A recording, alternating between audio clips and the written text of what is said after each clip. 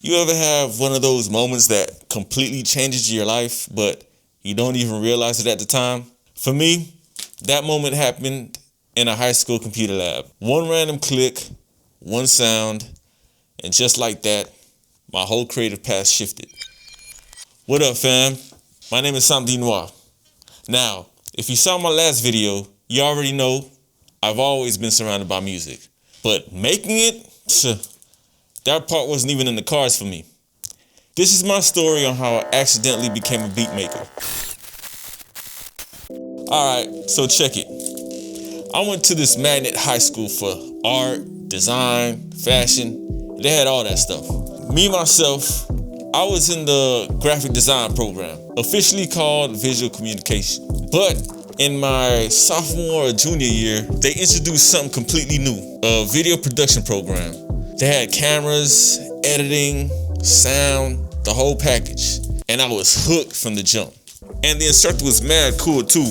He wasn't some regular teacher or nothing like that. He was actually a working professional in the field, so class had a whole different vibe. Sometimes we stayed after school, finishing up projects or working on whatever, really just vibing and learning.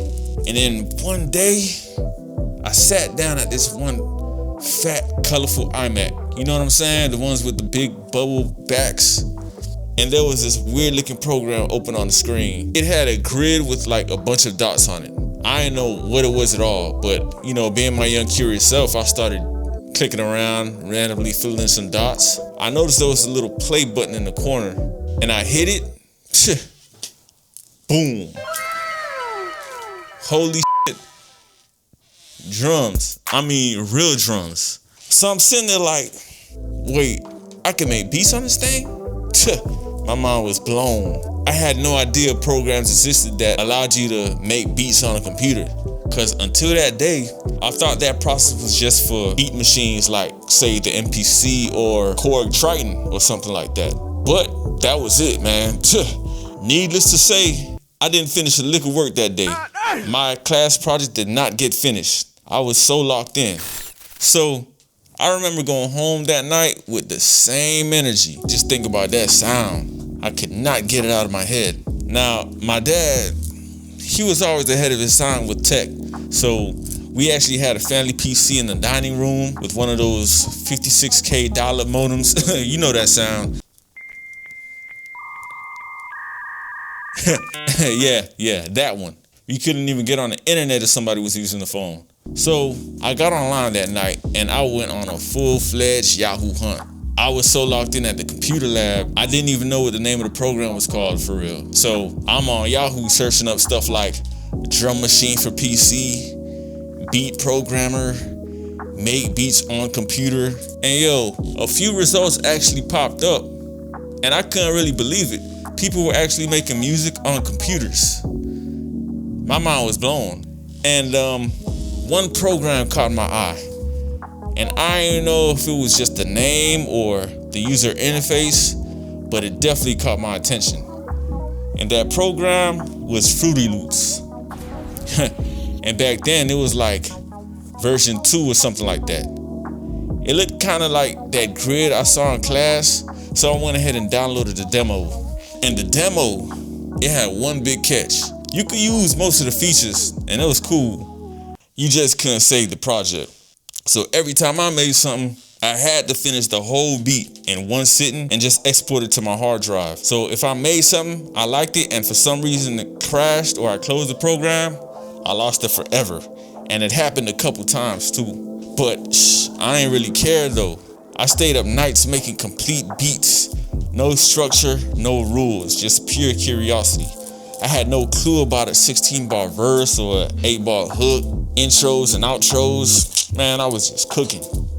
I made some with tracks.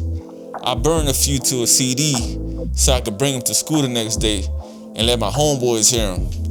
They was really feeling them. They were like, yo, you made this? This is hard. But don't get it twisted.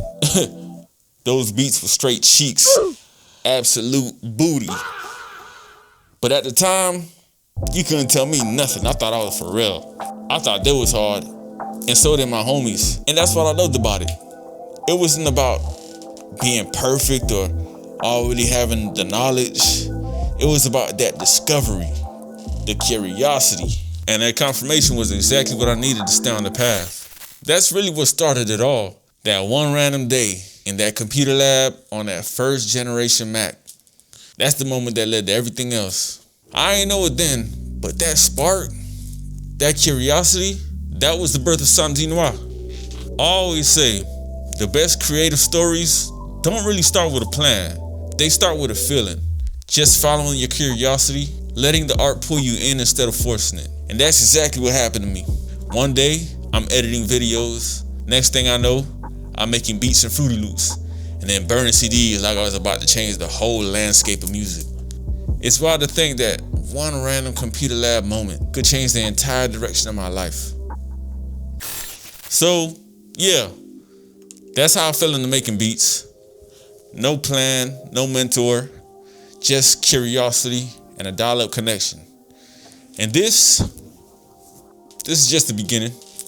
Maybe in some later videos, I might go ahead and break down some of those old beats if I can find them. I think my homeboy still might have it on his hard drive. But for now, family, thank you for listening to my story. If you've ever had one of those creative sparks that changed your path completely, drop it in the comments below. Go ahead and like, subscribe, and definitely check out my music on all streaming platforms, linked down below.